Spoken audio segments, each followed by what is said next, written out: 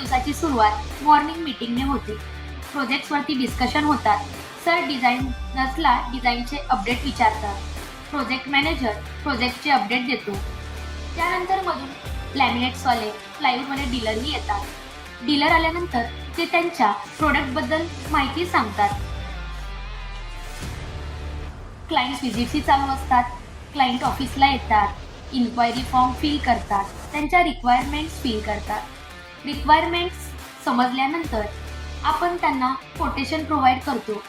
ते कोटेशन त्यांना आवडले, त्यांना आपली वर्क पद्धत आवडली तर ते आपल्याला कन्फर्मेशन देतात आणि कन्फर्मेशन मिळाल्यानंतर ऑफिस स्टाफ आणि सर साईट व्हिजिट करतात.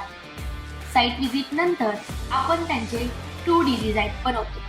2D डिझाईनचे कन्फर्मेशन क्लायंट्सकडून आले की आपले डिझायनर्स 3D डिझाईन्स बनवायला चालू करतात.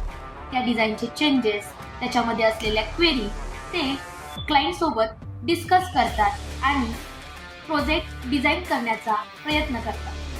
अशा पद्धतीने एक्झिक्युशन टीम ही बनवलेले डिझाईन इम्प्लिमेंट करण्याचा प्रयत्न करत असते. त्याच्यामध्ये आलेले प्रॉब्लेम सॉल्व्ह करत ते आपला प्रोजेक्ट कंप्लीट करतात. अशा पद्धतीने पूर्वी इंटिरियर्सने 100हून अधिक स्वप्नातली घरं बनवलेली आहेत.